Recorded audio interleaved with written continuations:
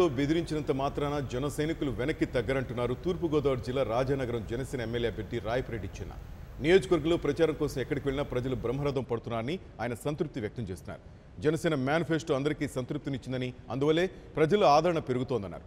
జనసేన కార్యకర్తలను అభిమానులు ఎన్ని రకాలుగా వేధించినా జన సైనికులు వెనక్కి తగ్గని హెచ్చరిస్తున్న రాయపరెడ్డి చిన్నతో మా తూర్పుగోదావరి జిల్లా ప్రతినిధి రాజేష్ ఫేస్ టు ఫేస్.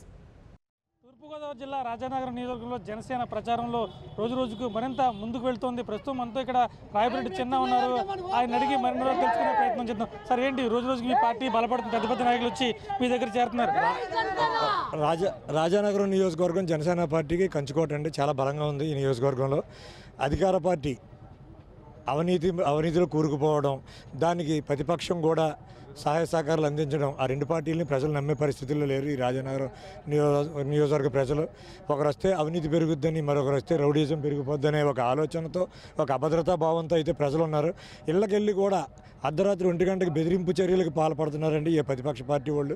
ఇలాంటి ప్రతిపక్ష పార్టీల యొక్క బెదిరింపులకి జడిసే స్థాయిలో అయితే మా రాజానగరం నియోజకవర్గ ప్రజలు ఎవరు లేరు. దాన్ని తిప్పికొట్టడానికి మా జన సైనికులు, జనసేన కార్యకర్తల మీద బెదిరింపులు వస్తున్నాయి అంటే మిగతా పార్టీలు ఎందుకు పట్టించుకోవట్లేదు, జనసేనకి ఎందుకు బెదిరింపులు వస్తున్నాయంటారు? యాక్చువల్గా జనసేన పార్టీ చాలా బలంగా ఉంది కాబట్టి, ఆల్రెడీ మేము ఓడిపోతున్నాం అనే ఒక ఉద్దేశంతో ఇంకా ఏం చేసినా పర్వాలేదు, మనం ఎలాగో నెగ్గం అనే ఒక భావన దానిలో తయారై డైరెక్ట్గా కత్తులతో కూడా వెళ్ళిపోతున్నారండి. రాయలసీమను తలపిస్తుందండి రాజానగరం నియోజకవర్గం.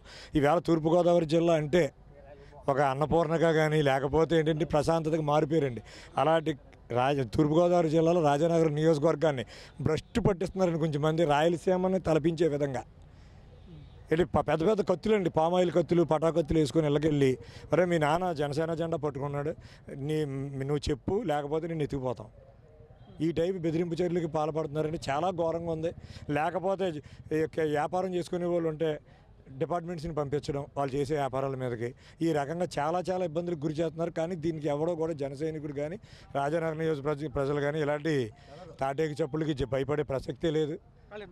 కానీ ఇలాంటి సీనియర్ నాయకులంతా వచ్చి జనసేన కార్యకర్తలు వీళ్ళందరూ కూడా జనసేనకి వీళ్ళే అంటారా? 100% సార్. వేళ స్వచ్ఛందంగా ఈయన కానీ, ఈయన సీనియర్ టీడీపీ లీడర్, ఆయన ఒక పెద్ద senior BC TDP leader sir. వీళ్ళందరూ కూడా స్వచ్ఛందంగా జనసేన పార్టీకి, జనసేన పార్టీ యొక్క భావాజాలాలు నచ్చి ఈ నియోజకవర్గం దుర్మార్గులు దుష్టుల చేతిలోకి వెళ్ళకూడదనే ఒక ఆలోచనతో వీళ్ళందరూ స్వచ్ఛందంగా వచ్చి మద్దతు తెలుపుతున్నారు. నేను చాలా సిగ్గుపడుతున్నాను. ఇలాంటి వ్యక్తులు దగ్గరికి వెళ్ళి కలలేకపోవడం, వీరు నా దగ్గరికి వచ్చి మద్దతు ఇవ్వడం కూడా నేను చాలా గర్వంగా ఫీల్ అవుతున్నాను.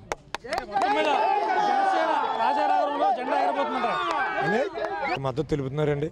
ఎందుకంటే నేను రాత్రి 3ంటికి కూడా అదే స్పందన ఉంటుంది, అర్ధరాత్రి 3ంటికి అయినా పర్వాలేదు మా ఊరు రమ్మని ఎక్కడికక్కడ ప్రజలైతే మాత్రం విపరీతమైన స్పందన ఉందండి.